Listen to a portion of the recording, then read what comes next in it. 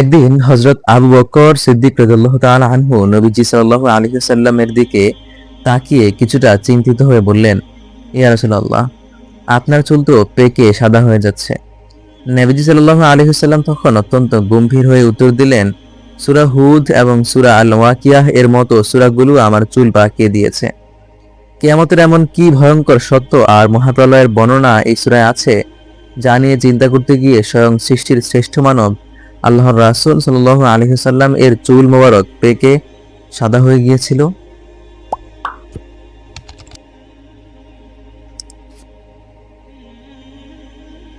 আসসালামু আলাইকুম। শান নজুল সিরিজের 56তম পর্বে আপনাদের স্বাগতম। আজ আমাদের আলোচ্য বিষয় অত্যন্ত বরকতময় মাক্কি সূরা, সূরা আল ওয়াকিয়াহ। ওয়াকিয়াহ শব্দের অর্থ হলো অবধারিত মহাপ্রলয় বা কিয়ামত। হুদায়বিয়ার রাতে হওয়া বৃষ্টির পর মক্কার কিছু লোক কি কুসংস্কার ছড়িয়েছিল, যার জবাবে আল্লাহ তাআলা আয়াত নাজিল করলেন, এবং কিয়ামতের দিন পুরো মানবজাতি যে প্রধান 3টি দলে বিভক্ত হয়ে যাবে তার বিস্তারিত বিবরণ আজ আমরা জানব সূরা ওয়াকিয়া থেকে।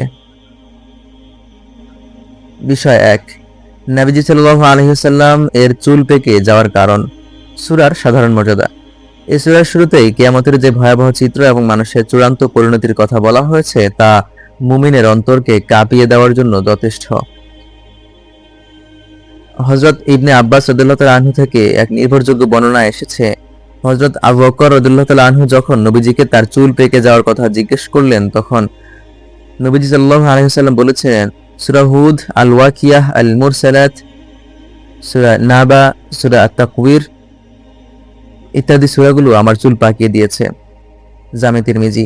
এই সূরাগুলোতে পরকালের জবাবদিহিতা এবং আল্লাহর আযাবের এমন বিবরণ রয়েছে যা নবীজিকে উম্মতের ফিকিরে সদা ব্যাকুল রাখত। বিষয় 2, বৃষ্টির পানি এবং নক্ষত্রের কুসংস্কার। আয়াত 81 থেকে 82।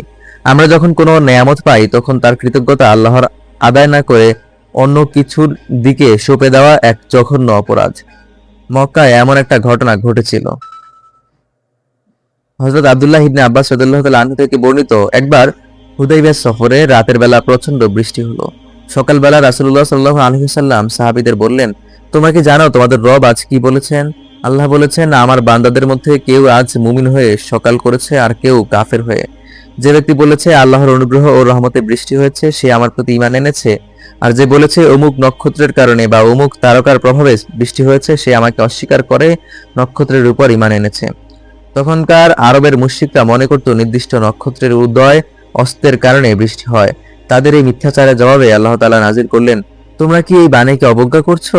আর তোমরা তোমাদের রিজিক বানিয়ে নিয়েছো এই যে আল্লাহর নিয়ামতকে অস্বীকার বা মিথ্যাচার করছো। সূরা ওয়াকিয়া আয়াত 81 থেকে 82। বিষয় 3, হাসরের মাঠে মানুষের 3টি দল। আয়াত 7 থেকে 11। কিয়ামতের দিন দুনিয়ার সমস্ত দল ও গোষ্ঠী ভেঙে চূর্ণ হয়ে যাবে। সেদিন পুরো মানব জাতিকে আল্লাহ 3টি প্রধান গ্রুপে বিভক্ত করবেন। আল্লাহ তাআলা ঘোষণা করেন, আর তোমরা বিভক্ত হয়ে পড়বে 3 দলে। যারা ডান দিকের দল কত ভাগ্যবান ডান দিকের দল, আর যারা বাম দিকের দল কত হতভাগা বাম দিকের দল, আর যারা অগ্রগামী তারা তো অগ্রগামী। আয়াত 7 থেকে 10। তাফসীর ইবনে কাসিরে নির্ভরযোগ্য বর্ণনা এসেছে, আস-সাবিকুন অর্থাৎ অগ্রগামী দল তারা হলেন আম্বিয়া আলাইহিস সালাম এবং তাদের শ্রেষ্ঠ সাহাবীগণ, যারা দ্বীনের ডাকে সবার আগে সাড়া দিয়েছেন। তারা বিনা হিসেবে জান্নাতে যাবেন। 2, আসহাবুল মাইমানা ডানহাতি দল। তারা হলেন সাধারণ মুমিন, সাধারণ নেককার বান্দা যাদের ডান হাতে আমলনামা দেওয়া হবে। 3, আসহাবুল মাশআমা বামহাতি দল। তারা হলেন কাফের, মুশরিক ও মুনাফিক, যাদের বাম হাতে বা পিঠের পেছন থেকে আমলনামা দেওয়া হবে এবং তারা সরাসরি জাহান্নামে নিক্ষিপ্ত হবে। বিষয় 4, কোরআন স্পর্শ করার পবিত্র বিধান। আয়াত 77 থেকে 79। পবিত্র কোরআনের মর্যাদা এবং তা হাত দিয়ে ধরার আদব কি হওয়া উচিত তা এই আয়াতে স্পষ্ট করা হয়েছে। আল্লাহ তাআলা বলেন, নিশ্চয়ই এটি এক সম্মানিত কোরআন যা রয়েছে এক সুরক্ষিত কিতাব লাউহে মাহফুজে। সম্পূর্ণ পবিত্র গণ ছাড়া কেউ তা স্পর্শ করে না। সূরা ওয়াকিয়া আয়াত 77 থেকে 79। বিশুদ্ধ তাফসীরে সাহাবী ও তাবিঈগণের সূত্রে বর্ণিত হয়েছে, এখানে পবিত্রগণ বলতে মূলত আল্লাহর নিষ্পাপ ফেরেশতাদের বোঝানো হয়েছে, যারা লাউহে মাহফুজ থেকে ওহী নিয়ে আসেন এবং শয়তান বা কোনো অপবিত্র সত্তা সেখানে পৌঁছাতে পারে না। এই আয়াতের আলোকেই মুফাসসির ও ফকিহগণ বলেন, দুনিয়াতেও মানুষের জন্য অপবিত্র অবস্থায় বা ওযু ছাড়া কোরআন স্পর্শ করা জায়েজ নয়। সূরা আল ওয়াকিয়াহ আমাদের মনে করিয়ে দেয় কিয়ামত এক মহাসত্য এবং সেদিন আমরা কোন দলে থাকব তা আমাদের দুনিয়ার আমলই নির্ধারণ করবে। আল্লাহর দেওয়া বৃষ্টি বা রিজিক পেয়ে আমরা যেন কখনোই নক্ষত্র বা ভাগ্যের দোহাই দিয়ে কুসংস্কার না ছড়াই, বরং সবকিছুর জন্য আল্লাহর শুকরিয়া আদায় করি।